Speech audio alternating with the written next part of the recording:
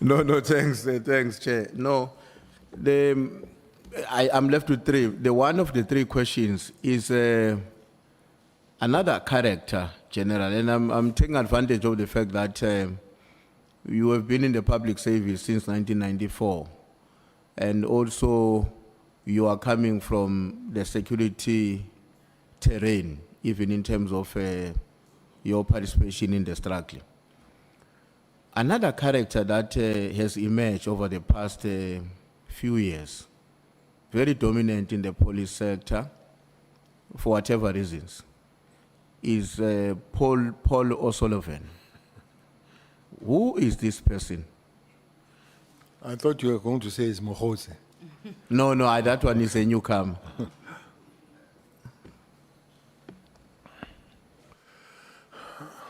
Paul Sullivan. I think Paul Sullivan is a British citizen originally.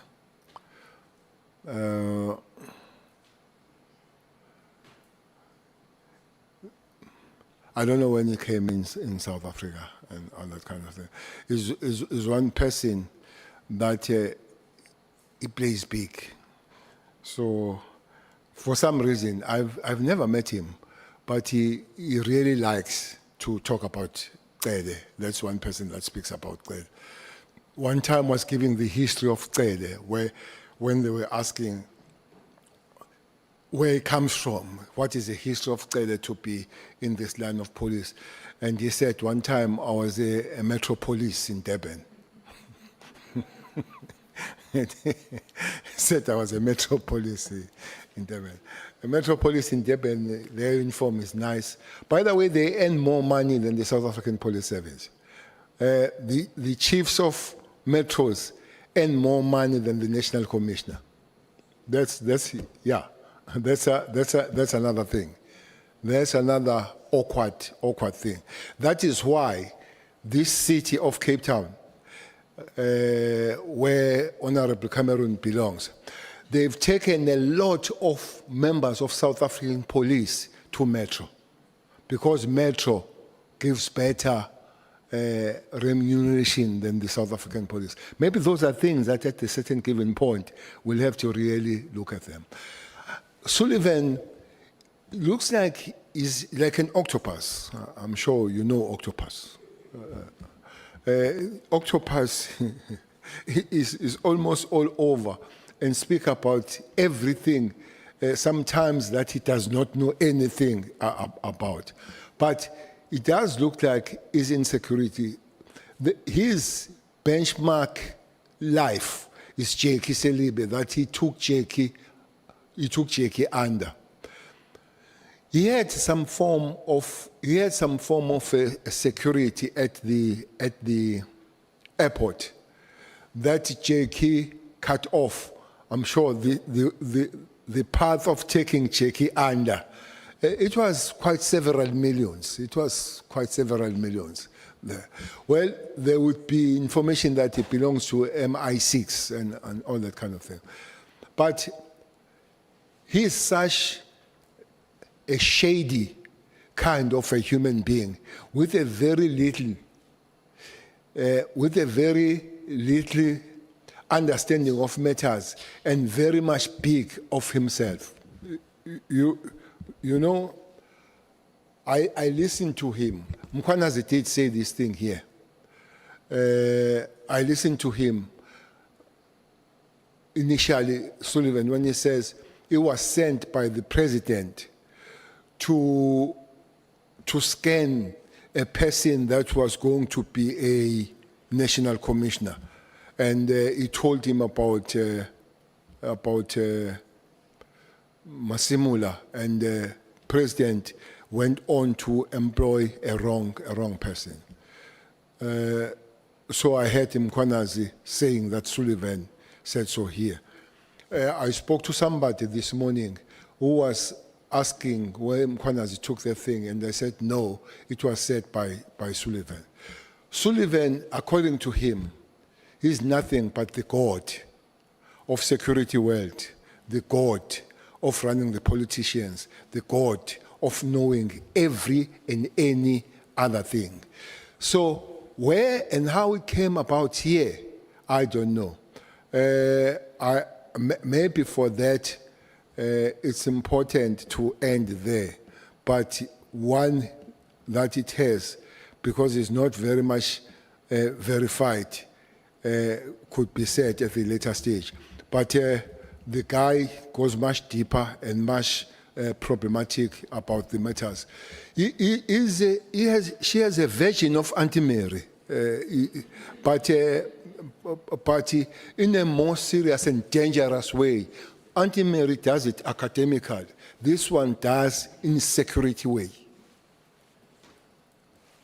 No, thank you. I'm asking because, I mean, you would have noticed I asked about Mdluli. I'm now asking about this O'Sullivan because these are people who, from what we hear, whose involvement in our security cluster and the impact of their actions have been very, very devastating. Just one other thing. He likes his beer, big time. He likes his beer. He loves his beer. Yeah. Yeah.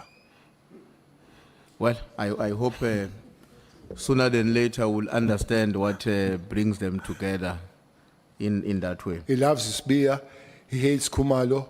He hates Masimula. He hates Mkwanaza. Now, on the hates issue... Cele. Oh, sorry. On the There's issue... no problem with Mkunu. He has a problem? Has no. There's no problem? Yeah. Okay. Now, on the issue, General, of Matlala, Mr. Matlala, when in your statement you indicated that when he sent a message to somebody alerting them that we are going to come and make use of his facility or the place. Now, in that message, he says he referred to you as a business partner and a friend, something that you have firmly disputed in this meeting. Do you think that the possibility also exists that either everything or almost everything or some of what Matlala had told you about Minister Mkunu were simply a constructed lie?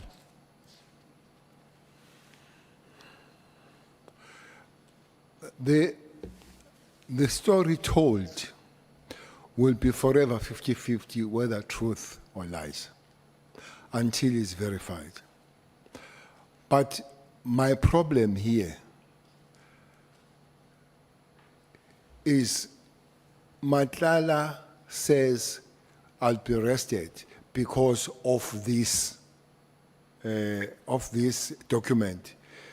He says, here is a document sent to me by Mkunu/Mogotsi. So that then gives me the understanding that is correspondence. You could go for the investigation and find that he got the document from somewhere. But if it's true that it was sent through Minister Mkunu/Mogotsi, they would have to explain, to say, what was the role of that document playing in their correspondence, except saying, look at them. They are not clean as they are. I'm going to find them.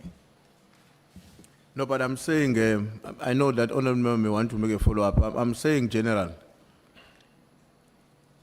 in terms of, this is a man you now have presented evidence before us, that this is a man who lies without being under pressure.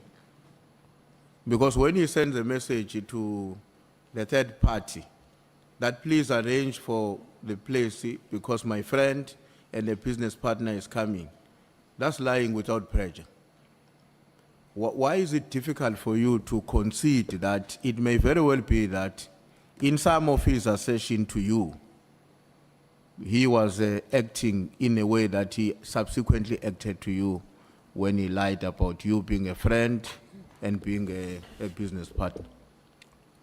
It's exactly the point I'm making, Honorable Member, to say the document that is sent to him, and on those bases, the minister argues or stroke Mogotsi that the action will be taken, tells me that there is such a communication. That's why I'm saying 50-50, that there are things that could be lies. But when it comes to this one, only one thing that will make me change my mind on this one. If the document was not sent by them, but it's a document that I don't think that Matlala would have an issue of hunting and having that document. It's a document that is in the circle of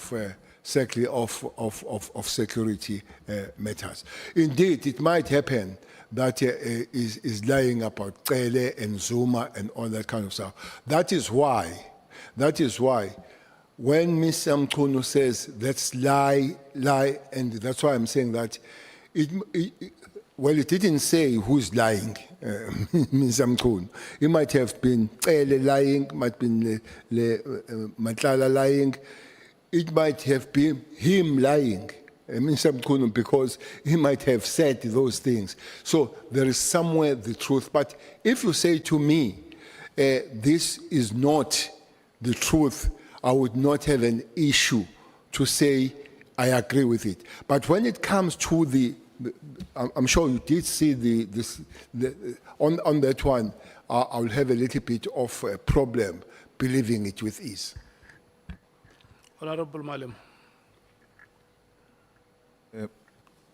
General, what is interesting is that at the Madlanga Commission, Witness C says when they were raiding Matlala's house, he asked them that the wife must leave because they found him with the wife. The wife must leave, and then he remained with them. And he started throwing names that I know so and so, I'm working with so and so. And coincidentally, he told them that I've got a relationship with Mkhunu and I'm going to see Mkhunu. We have got an appointment and all of that, which is what you told us, that is what he told you, that he knows this person and they've got some working arrangement through Mkhotsi and all of that. Will that be a coincidence or a confirmation to an extent that there seems to be something happening between Mkhunu and Matlala?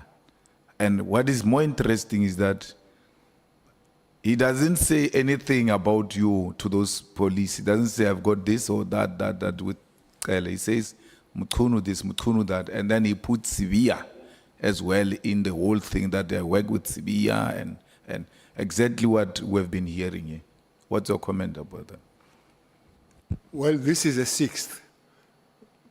The rate is on the 6th of December. Definitely, it would not come across with me. Much later in December, maybe there is one truthful thing that he would have said. But, Chairperson, I don't want to go beyond honorable member of things from other sources.